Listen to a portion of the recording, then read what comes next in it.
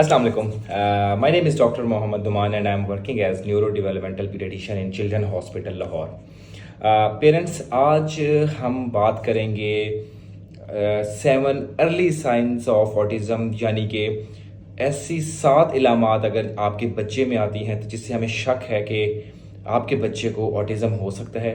उसके मुतालिक थोड़ी सी डिटेल में हम बात करेंगे और उसके अलावा सबसे इम्पॉर्टेंट चीज़ जो ऑटिज़म और स्पीच डिले के दरमियान हमने कैसे डिफ्रेंशिएट करना होता है उसको हम डिस्कस करेंगे, क्योंकि मैं अपनी क्लिनिकल प्रैक्टिस के एक्सपीरियंस से आपको बताता चलूँ कि मेरे पास जितने पेरेंट्स स्पीच डिले के साथ आ रहे होते हैं तो जब मैं उनकी हिस्ट्री ले रहा होता हूँ और उनको ऑब्ज़र्व कर रहा होता हूँ तो वो सिर्फ स्पीच डिले नहीं होता बल्कि उन बच्चों में साथ बिहेवियर इश्यूज आ रहे होते हैं जो कि ऑटिज़म स्पेक्ट्रम डिसऑर्डर की कैटेगरी में फॉल कर रहे होते हैं। तो ये बड़ा एक इम्पॉर्टेंट टॉपिक है जिसमें स्पीच डिले और ऑटिज़म के दरमियान हमने फ़र्क करना है।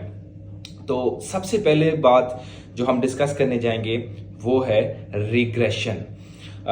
रिग्रेशन को मैं आपको बताता चलूँ कि इसका आम मायनी ये है कि एक चीज़ जो अटेन हो गई है वो दोबारा लूज हो जाना, या बच्चे की जो डेवलपमेंट हुई है वो दोबारा पीछे चली जाना। यानी एक बच्चा है जो कि 1 साल की उम्र में मामा पापा बोलना शुरू करता है और तकरीबन 15, 16, 18 माह की उम्र तक उसके वो जो वोकेबलरी है, जो वर्ड्स हैं वो ज़्यादा होना शुरू हो जाते हैं। तो उसके बाद एक स्टेज आती है अराउंड 18 मंथ्स टू 24 मंथ, जब बच्चे के ये जो अटेन्ड माइलस्टोन है स्पीच के, ये रिग्रेस हो जाते हैं। यानी कि जब वो पहले मामा बाबा बोलता था वो मामा बाबा बोलना छोड़ देता है, या कुछ और वर्ड से उसके थैंक यू, आ जाओ, दे दो, या इस तरह के जितने भी वर्ड्स हैं वो बच्चे के दोबारा वो बोलना छोड़ देता है। तो इसको हम कहते हैं ऑटिस्टिक रिग्रेशन।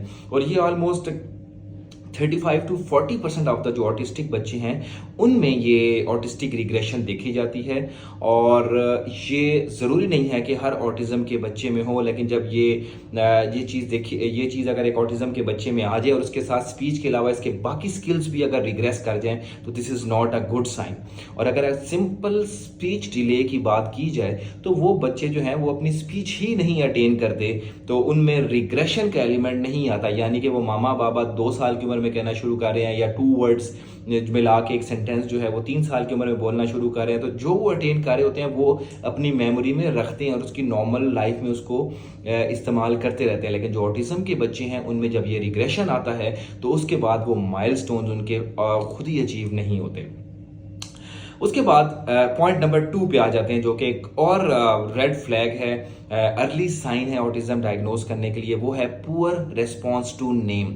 यानी एक बच्चा खेल रहा है, 7 या 8 माह का बच्चा है, और उसको जब आप उसके नाम से लेकर पुकारते हैं तो नॉर्मली क्या होगा कि बच्चे का नाम लेंगे तो वो एकदम मुड़ के, क्योंकि 7-8 मंथ्स पे बच्चे की नेक होल्डिंग और सिटिंग आ चुकी होती है, और जब आप उसको बुलाएंगे तो वो एकदम मुड़ के ऐसे रिस्पॉन्स देगा। लेकिन जो ऑटिज्म का बच्चा है उसमें आप देखेंगे कि उस बच्चे का रिस्पॉन्स टू नेम नहीं होगा, और जैसे बच्चा ग्रो करता जाएगा ये वाला जो सिम्टम है ये ऑब्वियस होता जाएगा। यानी आप बच्चे को बुलाएंगे तो वो आपको लगेगा आपकी आवाज़ सुन रहा है लेकिन वो आपको रिस्पॉन्स नहीं दे रहा। या दूसरी इंपॉर्टेंट चीज़ जो हम कहते हैं वो है अनयूजुअल रिस्पॉन्स। यानी कि 1-1.5 साल का बच्चा, उसको बुलाएंगे तो वो अच्छा ऐसे रिस्पॉन्स देकर आपको देखेगा, मुस्कुराएगा और फिर शायद थोड़ी देर बाद अपना काम कंटिन्यू करना शुरू कर दे। लेकिन जो ऑटिज्म के बच्चे हैं उनका पुअर रिस्पॉन्स या अनयूजुअल रिस्पॉन्स टू नेम है, और अमूमन जो है वो सीवियर ऑटिज्म के बच्चे बिल्कुल रिस्पॉन्स टू नेम नहीं देते। इसके बरक्स अगर हम स्पीच डिले की बात करें तो उसमें ये रिस्पॉन्स टू नेम है वो बहुत अच्छा होता है अनटिल एंड अनलेस उनका हेयरिंग का प्रॉब्लम ना हो। तो स्पीच डिले में रिस्पॉन्स टू नेम होगा, जबकि ऑटिज्म में हमारे पास रिस्पॉन्स टू नेम जो है वो नहीं होगा बच्चे के। तीसरी चीज आ जाए वो है स्पीच प्रॉब्लम। ऑटिज्म के बच्चों के मुतालिक पेरेंट्स बड़े हैप्पी होते हैं कि हमारे बच्चे की स्पीच अच्छी है, वो पूरी जो है वो पोएम्स पढ़ लेता है, वो राइम्स पढ़ लेता है, लेकिन वो अपनी दुनिया में मगन होकर ये चीज़ें पढ़ रहा होता है। तो अगर एक बच्चा एक बहुत लंबी पोएम सुना रहा है और वो अपने आप को सुना रहा है, या घर में खेलते हुए किसी जगह जाते हुए उस टोन में आवाज़ें निकाल रहा है, लेकिन जब हम उसको कहते हैं कि आप हमें सुनाओ और उस टाइम वो ना सुनाए, या एक ही पोएम सारा दिन वो पढ़ता रहे, या 1 2 3 काउंटिंग सारा दिन पढ़ता रहे, या ABC सारा दिन पढ़ता रहे, और वो पेरेंट्स को यानी मामा को देख के मामा ना कहे और बाबा को देख के बाबा ना कहे, जिसको हम कहते हैं फंक्शनल लैंग्वेज, तो फंक्शनल लैंग्वेज इन ऑटिज्म के बच्चों में नहीं होती। तो वोकेबलरी चाहे जितनी भी हो जाए वो नॉन फंक्शनल होती है, वो यूजलेस होती है। इसके बरक्स अगर हम स्पीच डिले के बच्चों की बात करेंगे तो उन बच्चों में ये वर्ड्स जो हैं ये अटेन होते ही नहीं हैं, और जब वर्ड्स कुछ अगर विद टाइम या थेरेपी के साथ अटेन होना शुरू हो जाएं तो वो फंक्शनल स्पीच होती है, यानी वो पानी को पानी कहकर बुलाएंगे, वो दीवार को देखकर या किसी और तरफ देख के बाबा बाबा बाबा बाबा नहीं कहेंगे, जबकि वो अपने बाबा को देख के बाबा कहेंगे, या जिस चीज़ की उनको ज़रूरत है वो उस चीज़ को बुला के देंगे। तो ये बड़ा इंपॉर्टेंट एक डिफरेंस है, वो बच्चे जिनमें ऑटिज्म के फीचर्स होते हैं और वो बच्चे जिनमें सिंपल स्पीच डिले होता है। उसके बाद एक और फीचर की बात करेंगे, उसको हम कहते हैं अलूफनेस, यानी सोशली अलूफ। अलूफनेस का मतलब यह है कि बच्चा एनवायरनमेंट में खेल तो रहा है, बाकी बच्चों के साथ शायद इंजॉय भी कर रहा हो, लेकिन वो अपनी एनवायरनमेंट से कनेक्टेड नहीं है। पेरेंट्स के साथ वो शायद बैठा हो, आप उसको बुलाएंगे तो वो आपको रिस्पॉन्स नहीं देगा, और या घर में कोई गेस्ट आएंगे तो वो इरिटेबल हो जाएगा या बिल्कुल उनको इग्नोर कर देगा, या घर में कोई वाकया हुआ है, कोई बर्तन गिरा है और ज़ोर से शोर आया है, कोई आवाज़ आई है, तो वो बिल्कुल इग्नोर ऐसे करेगा जैसे उसको पता ही नहीं है।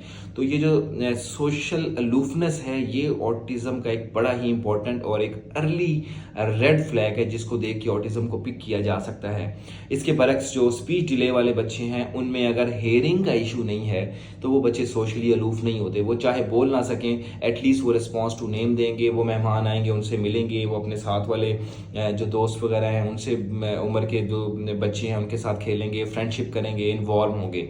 तो सोशली अलूफ अगर एक बच्चा है तो हमने उसको ऑटिज्म के लिए लाजमी देखना है।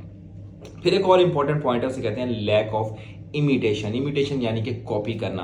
एक छोटा बच्चा है, उसको आप उसके साथ खेल रहे होंगे तो वो बैठा होगा, उसको बोलेंगे बाय बाय, तो वो आपको बाय बाय की फॉर्म में रिस्पॉन्स देगा, या आप उसको क्लैप करके दिखाएंगे तो वो आपको क्लैप करके दिखाएगा। लेकिन ये जो ऑटिज्म के बच्चे जिनमें हम सस्पेक्ट करते हैं कि इन बच्चों में ऑटिज्म होता है, तो उनमें हम कहते हैं कि इनमें इमिटेशन नहीं है, यानी कि जो चीज़, जो वर्ड आप बोल रहे हैं, जो काम आप कर रहे हैं, या जो एक्शन आप कर रहे हैं, ये बच्चे उनको कॉपी नहीं कर सकते। इस तरह अगर हम स्पीच डिले की बात करेंगे तो उसमें इमिटेशन लैक नहीं करती, क्योंकि उनकी कॉग्निशन बिल्कुल सही होती है बच्चे। तो उनको अगर आप बाय बाय कहेंगे तो वो बाय बाय आपको देख के करेंगे, आप उनसे शेक हैंड करेंगे, आप क्लैपिंग करेंगे तो वो रिस्पॉन्स देंगे, आप कोई आवाज़ निकालेंगे, कोई बिल्ली की आवाज़ निकालेंगे, या कोई भी उनके साथ प्ले करेंगे तो वो आपको कॉपी करेंगे।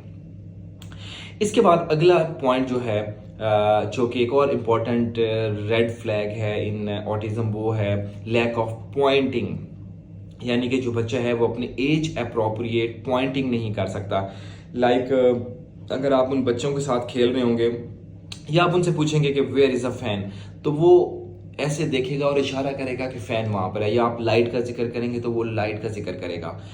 ये अगर आप उस बच्चे को नहीं भी बताएंगे तो वो अपनी एनवायरनमेंट से पैसिव लर्निंग में ये चीज़ें सीख लेगा। इसके लिए बच्चे को टीच नहीं करना होता, क्योंकि जो ह्यूमन माइंड है वो नॉर्मली पैसिव लर्निंग से चीज़ें सीख रहा होता है। तो ये जो ऑटिज्म के बच्चे हैं, ये चूँकि इन चीज़ों को उस तरीके से लर्न नहीं कर सकते, ये उस तरीके से अपनी एनवायरनमेंट से कनेक्टेड नहीं होते और इनकी पैसिव लर्निंग ज़रा वीक होती है, तो ये बच्चे जो हैं ये पॉइंटिंग नहीं कर पाएंगे। ये बॉडी पार्ट्स की जब हम कहेंगे तो नोज़ आइज़ की तरह, तो वो इनिशियली अपनी एज अप्रोप्रिएट पॉइंटिंग नहीं कर पाएंगे, उनको टीच किया जाएगा, उनके थेरेपीज ली जाएंगी, तब ये बच्चे जो हैं वो आइज़ को या बॉडी पार्ट्स को या डिफरेंट चीज़ों को पॉइंट कर सकते हैं। लेकिन ऑटिज्म के बच्चे जो है अमूमन लैक ऑफ पॉइंटिंग के साथ आते हैं, इसलिए ये बहुत ही इंपॉर्टेंट रेड फ्लैग है।